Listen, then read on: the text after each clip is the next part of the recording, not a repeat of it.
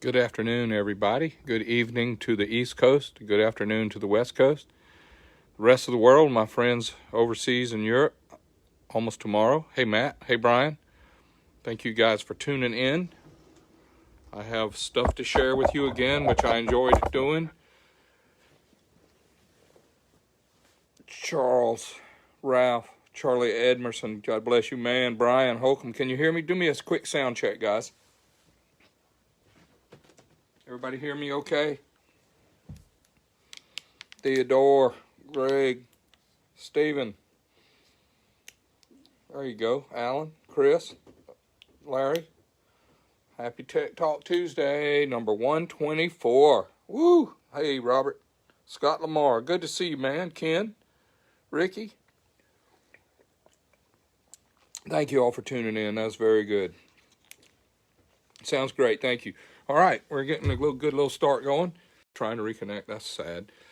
All right, I hope this internet stays locked. This is my first try at my new digs over here. I have a new place that we live. We moved since the last Tech Talk, and I used Julie's house for the one before, and I noticed that when I handle the tripod and the camera, it's makes a lot of noise. Phone picks up the noise, so I'm going to try and do better with that. Hey, Archie. Hey, Scott. Hey, thank y'all. Hey, Jim Bob. Nice looking piece I saw you working on your billet part there, or your new head. That's very cool. Charlie, I wanted to say hi. Thank y'all very much. Anyway, I got some stuff. I want to talk a little bit about life and times of rings and pistons and how it all ties into the cam info. And I'm gonna mumble here for a minute and say hi to you folks till we get a little bit bigger crowd going. Maybe we can get this going. I don't even know how to say that name. The CCL. That's a pretty cool name. Gary. Hey, Gary, Rob, Tim, Tanner. Thank you all for clicking in. I'll come over here and talk to you. Roll this over here. See if I can do it without making a bunch of racket. Trying to do this well. There we go.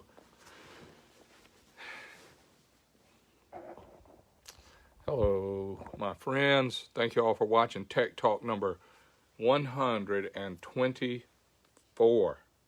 124. That's a lot of Tech Talks. Somebody was laughing at me. Hey, Ronnie. Okay. I'm sorry about the technical noise and the technical difficulties. We're learning here at our new place about the internet and the phone service, so I can get this going good. I have a few things I wanted to share with you guys today. Dave, Dwayne, Willie, thank you. I see the numbers are starting to come up.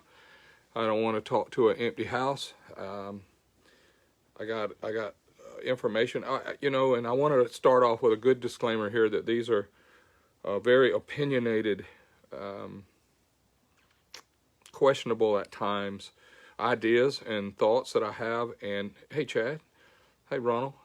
Tim, Marcus. It makes Jim. Hi, Jim. Yeah, you made it. Brad. Good to see you, Brad. Jim. I just wanted to tell you that I'm not doing this to try and be right about this stuff, okay? I'm not trying to be right.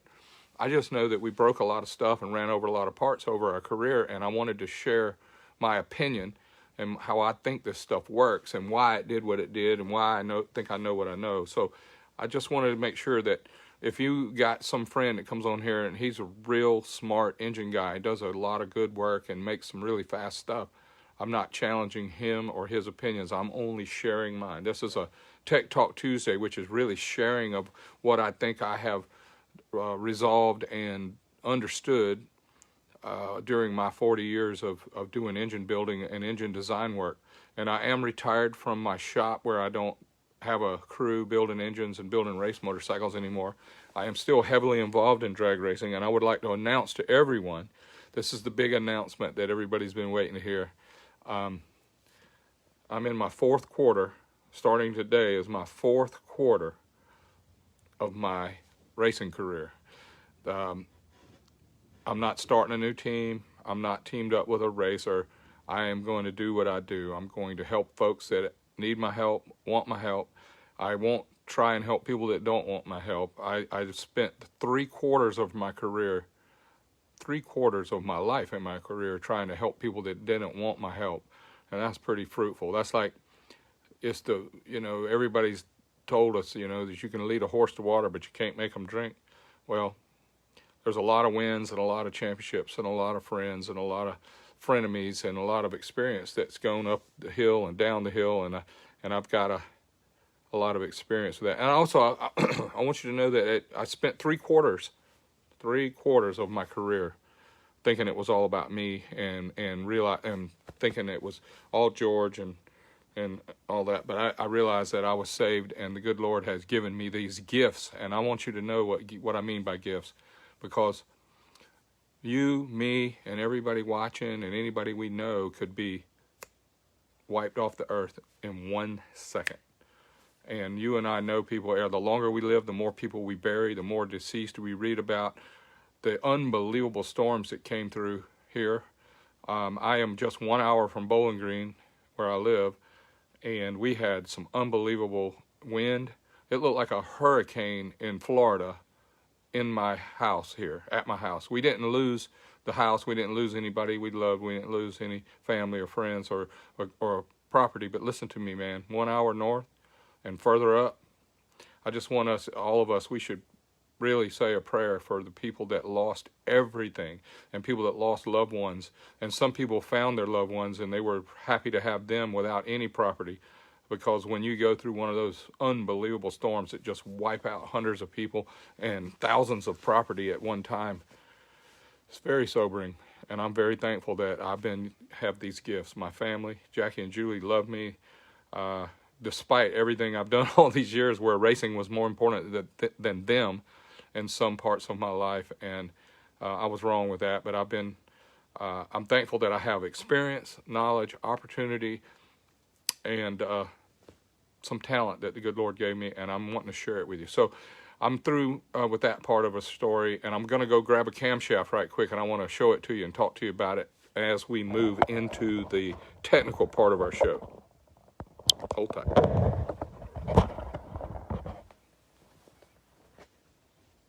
Keep watching. I'm coming right back. This is live.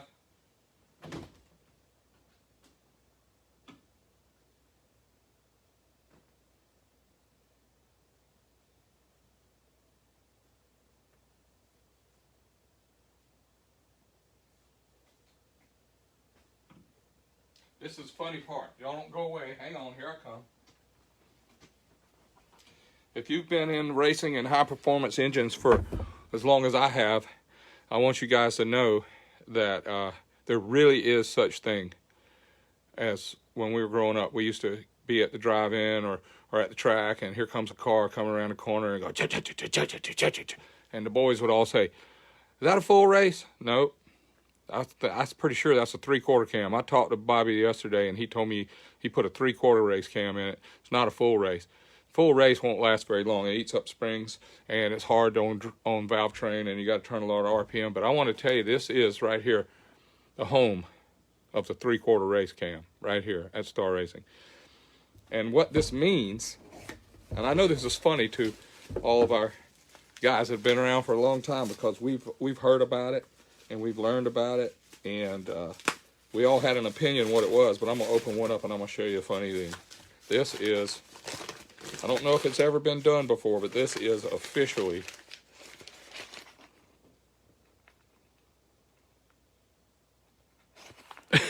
this is what the 3/4 starts with. This is a full race. This is a full race cam. Now, I got to share this with you. Full race means it's made for racing only, right? Well, the 3/4 cam, what we thought we had back in the day with a 3/4 cam, was it wasn't a full race, it wasn't a half race.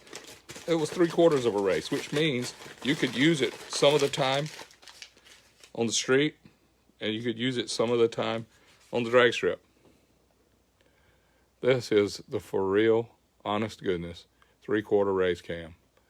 We've heard of them our whole life. Our fathers and grandfathers heard about 3/4 race cams, but they are available. A 3/4 cam for your Milwaukee 8 at Star Racing, and a full race cam for your Milwaukee 8. But the funniest thing is, and I don't want to really make a commercial out of it, but the best seller is our 3030, which was named after the coolest cams that you could buy for your small blocks for Corvettes and Camaros, and it was called a 30-30 cam, and it was named after, it was Arkansas Duntov designed it, built it, and had Chevrolet make it, and they put them in the 63 Corvettes that went out and won a lot of races. And I don't know if you can hear me while all this paper's rattling, but I got to tell you about it. 30-30 cam.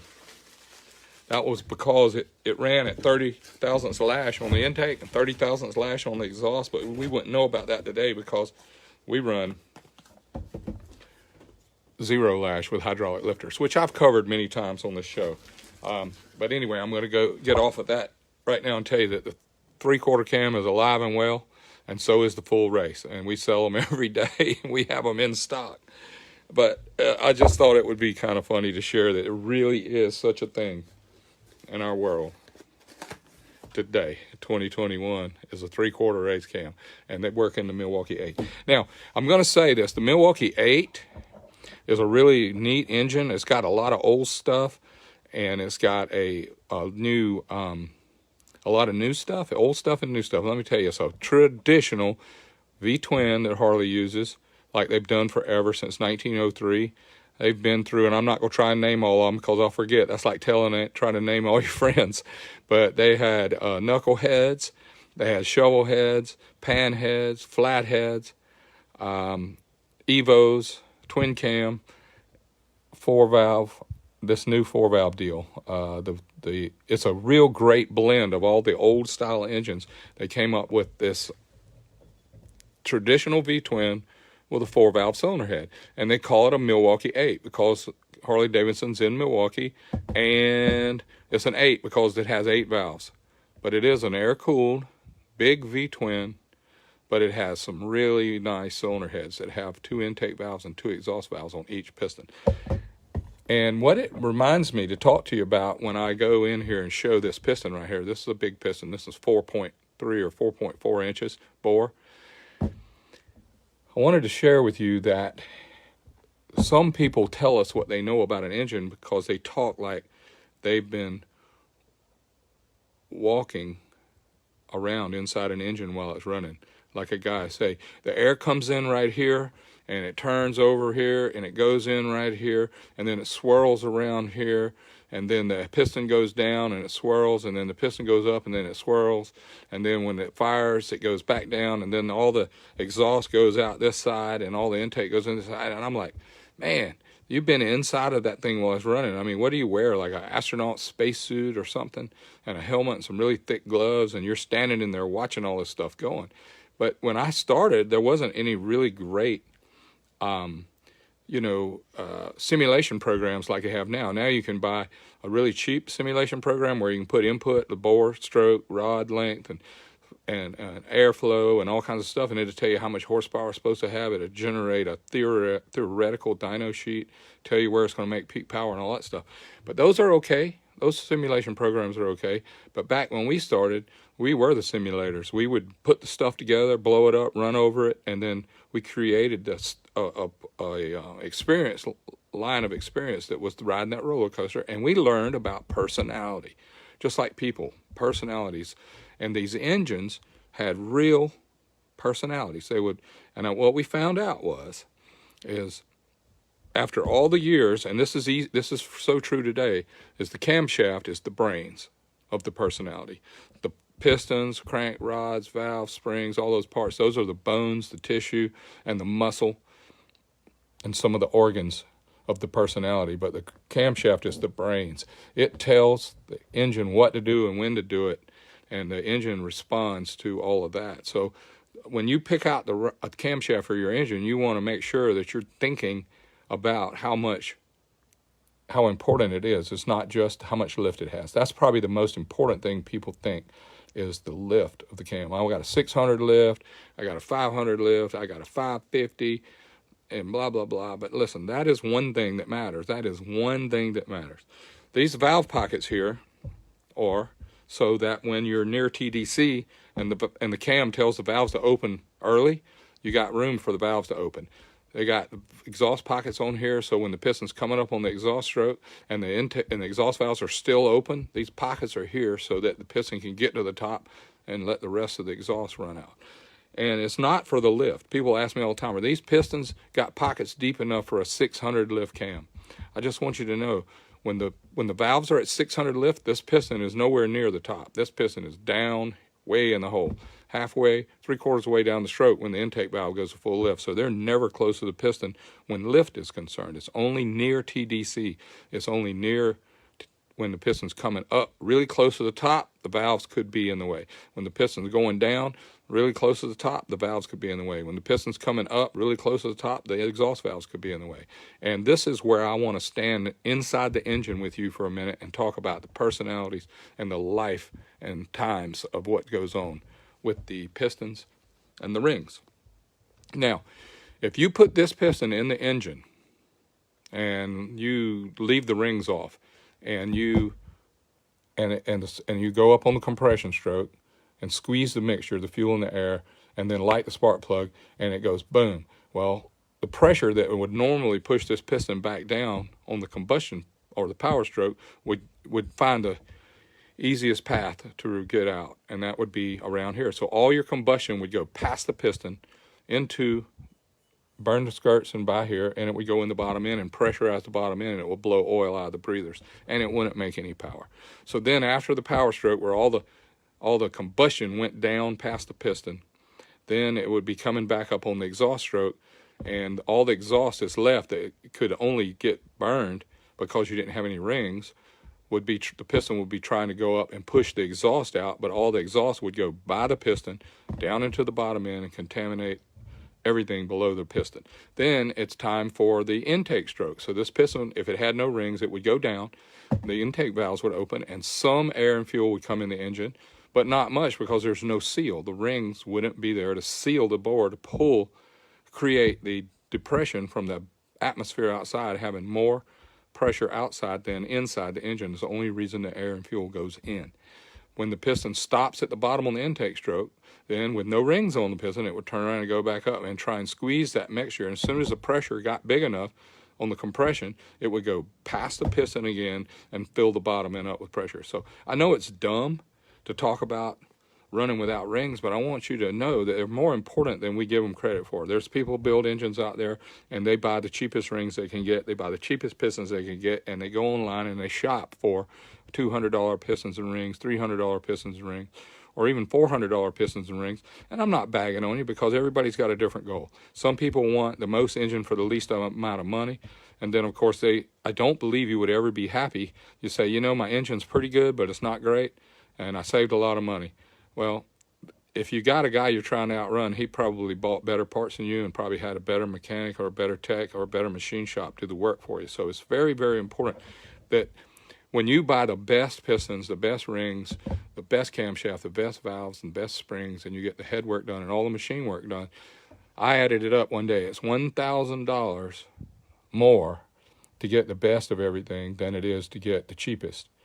And if it's a $7,000, $4,000, $10,000 engine, and some of the V8 and V6 guys and four-cylinder guys, they're spending engines, it costs more than that. I mean, a really nice hot rod V8 is $20,000, $30,000, $40,000, and it's a lot more money for the cheapest parts difference than it is in the best parts. But on our V-twin, on a Harley, the best parts are $1,000 more than the cheapest parts. So if you have a $8,000 engine that pukes, oil, leaks, smokes, runs hot, you probably saved $1,000 when you spent $8,000, and you could have got the right stuff for $9,000. So I'm just saying it's not as good a savings as you think it is, because it's hard to shop cheap and get great results. If your goal is to get the cheapest stuff, that's what you'll get, the cheapest stuff. If your goal is to buy the best stuff, you have a really good chance of having a successful package.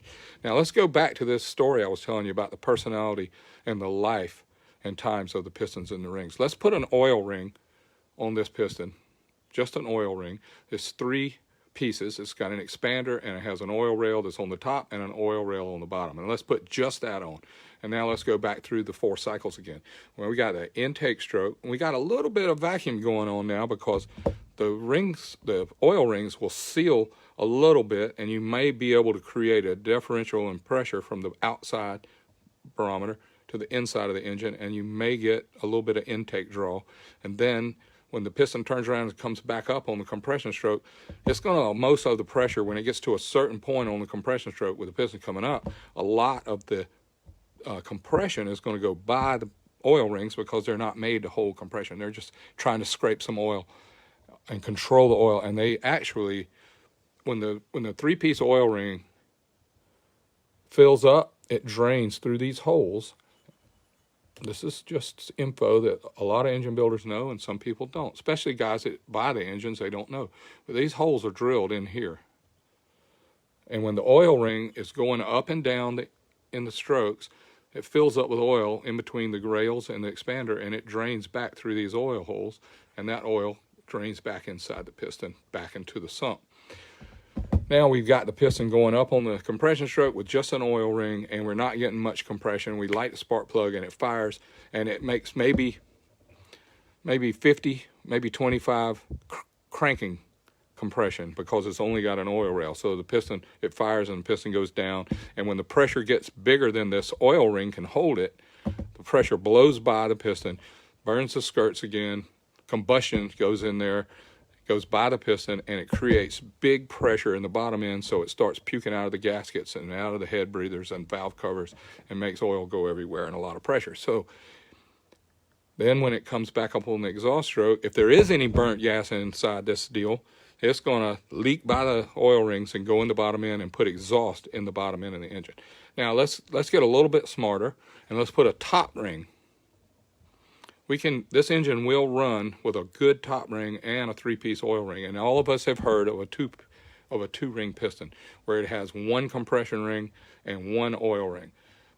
Those will run, but I call it a slobbering mess because it can't do everything a three-ring piston can do.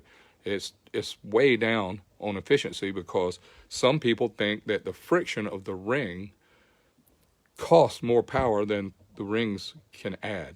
It's like putting a supercharger that takes 3,000 horsepower like a top fuel car, or 2,000 horsepower to spin the supercharger.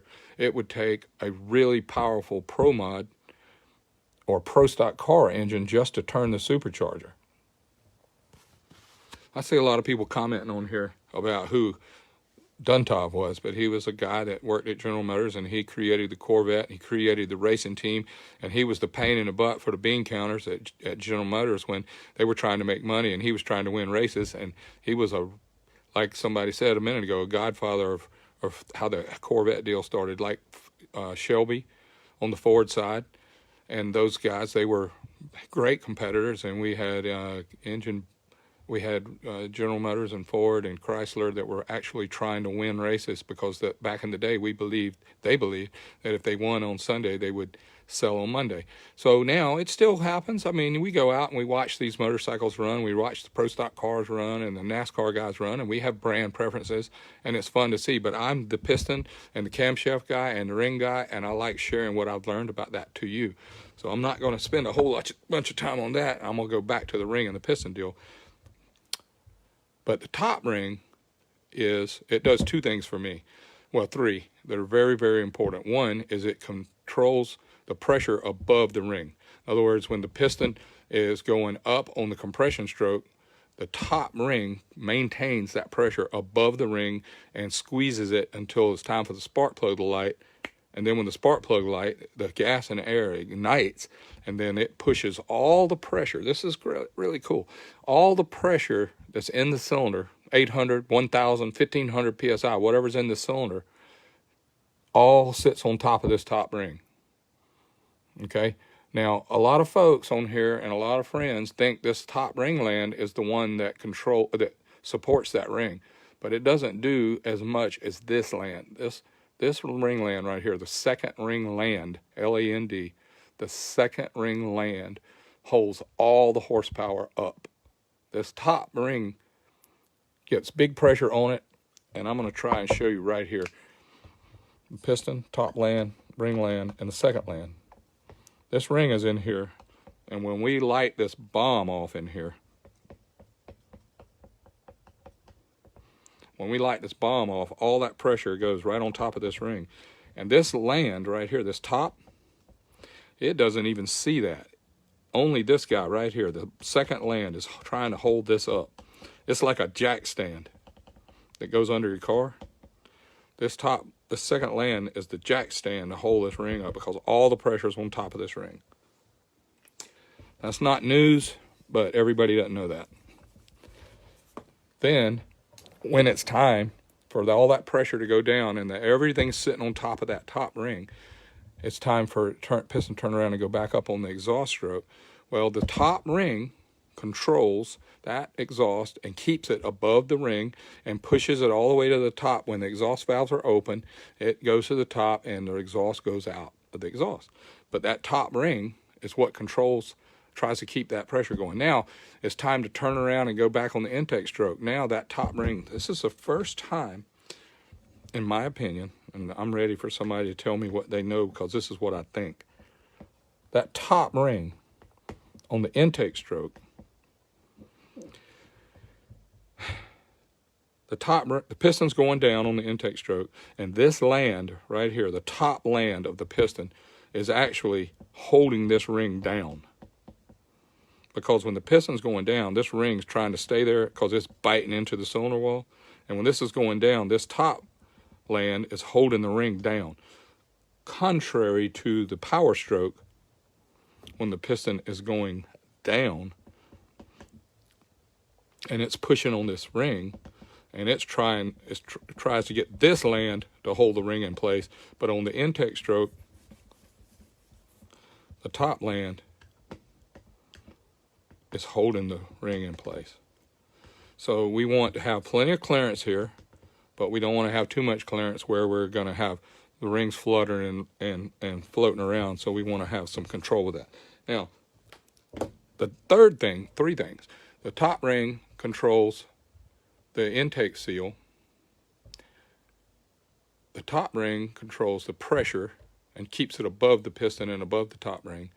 And the third thing it does is it transfers a large majority of the unbelievable temperature that's in here. This piston has local temperature spikes. It has 800 degrees, 600 degrees, 500, 400. It might even, over here on the intake side, it might even have 200 degrees right here. While over here, right in the middle between the exhaust valves, it could be 800 degrees. And those are just numbers I'm pulling out of my head. I'm just letting you know that the temperature is not equal here. It's localized. It's like a scattered thunder shower. It ain't raining everywhere. Well, this piston has got so many different temperatures in it. And I'm talking about me being the guy dressed in the spacesuit, standing in here with the temp gun, checking all the temperatures. And I'm looking at air coming in. I'm looking at air going out. And I'm withstanding the pressure. I'm withstanding the vacuum. And I am watching all this going on. This is my visualization so I can help explain it to you.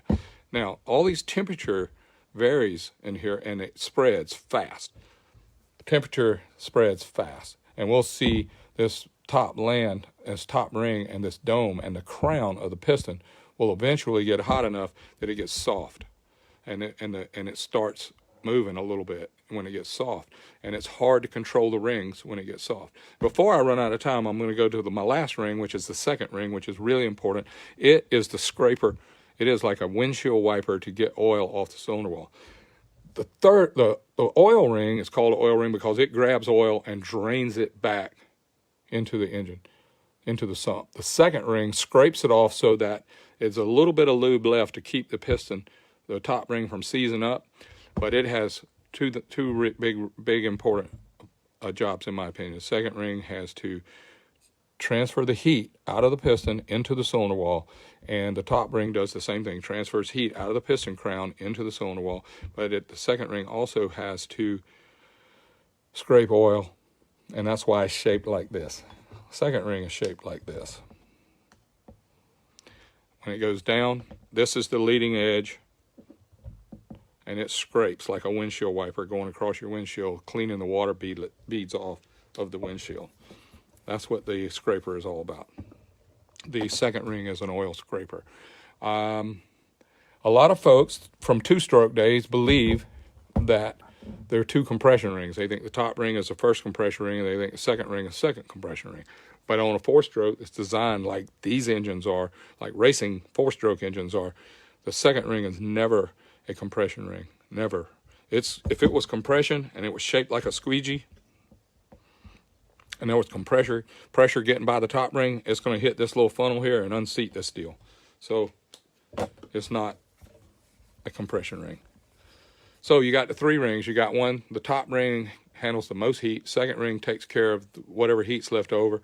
And the bottom, the 3rd ring, is for oil control. It grabs the oil off the cylinder walls, puts it back through the piston, back in the sump. Second ring scrapes off whatever oil's left, but leaves enough to lubricate that top ring, which is running around in the fire like in Hades, man. The top ring is literally in hell, running around in the fire.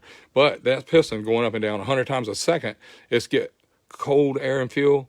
It squeezes it, heats it up, it lights it, goes boom, it goes down, makes giant temperature, it turns around, it comes back up and pushes the exhaust out. Then it turns around again and goes back in, sucking in cool air and fuel. And then it turns around again, squeezes it really, really tight, and lights off the spark plug. Then it goes boom, and it's a giant fire, it gets superheated, and then it comes back up and pushes the exhaust out. Okay, 100 times a second. Just like my time is out, I still got more stuff to tell you about the brains. I wasted all my time talking about the piston and the rings. So remind me next week, let's talk about the brains of the engine. The Tech Talk 124. It's finished. May God bless y'all. Pray for the people that lost everything and some friends and family in the storms. And you guys look out for each other. Christmas coming quick.